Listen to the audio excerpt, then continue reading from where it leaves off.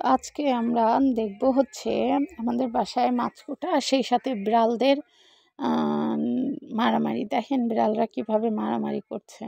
আর এই যে আমাদের রোজিনা আপা মাছ করছে, উনি বলছে যে হচ্ছে এবার মাছের ভিডিও হবে নাকি। আমি বললাম হ্যাঁ, সেই সাথে বিড়ালের ভিডিও হবে। এই দেখেন, দেখতে পাচ্ছেন দুইটা আগে থেকে পাহারায় বসে আছে, যে কোনোভাবে অন্য কেউ এসে যেন অ্যাটাক করতে না পারে। তো সেক্ষেত্রে রোজিনা আপা শুরু করে দিয়েছে মাছ কোটা। মাছ হচ্ছে এখন করতেছে রোজিনা আপা রুই মাছ।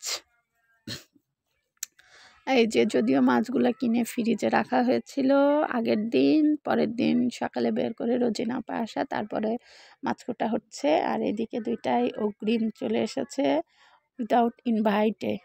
তো সেই ক্ষেত্রে হচ্ছে যেহেতু বড় মেহমান আসছে, সেক্ষেত্রে তো মিস করাই যাবে না। এই যে আমাদের রোজিনা আপা মাছ খুব সুন্দর করে করতে পারে। মাছগুলা যদিও একটু হয়ে গেছিলো ডিপে রাখাতে শীতকালে, তারপরে উনি খুব সুন্দর করে কুটেছে যেন মাছগুলো সম্পূর্ণ।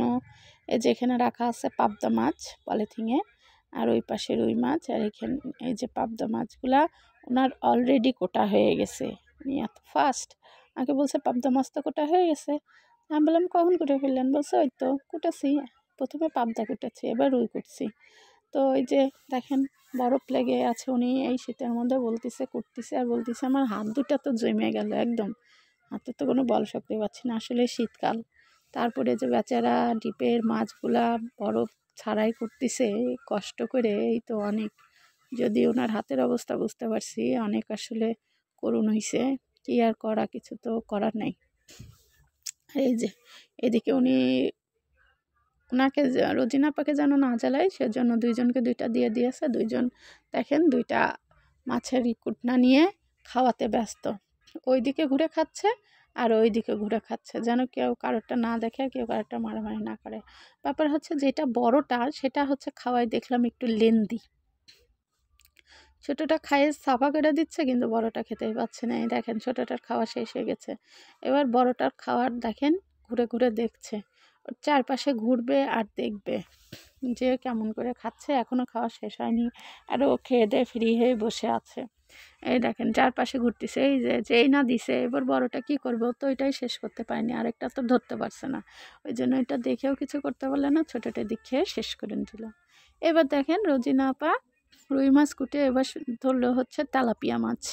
এই যে যদিও তেলাপিয়া মাছগুলো অনেকটা নরম হয়ে গেছিলো, যেহেতু রোজিনা আপা বলছিল নাকি মাছের পেটের মধ্যে নাড়ি থাকলে মাছ নাকি নরম হয়ে যায়, তো অনেক নরম হয়ে গেছিলো।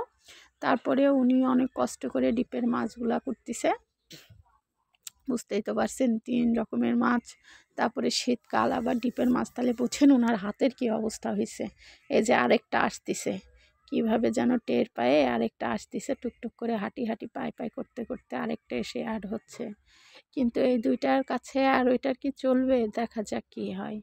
উনি পিছন দিয়ে ঢুকতেছে, কিন্তু মানে খাওয়ার চেষ্টায় আছে। ও বাবা, আরেকটা দেয়া, ওরে আল্লাহ, ওইটা দেখতেই বড়, কিন্তু ওইটার মনে হচ্ছে সাহস কম। এই যে ওইটা পিছে দাঁড়ায় থাকলো, কিন্তু পিছে দাঁড়ায় থাকলে কি আর খেতে পারবে? ওটার উপরে যদি রোজে না পারে একটু ইয়ে হয়, দয়া হয়, দেয়।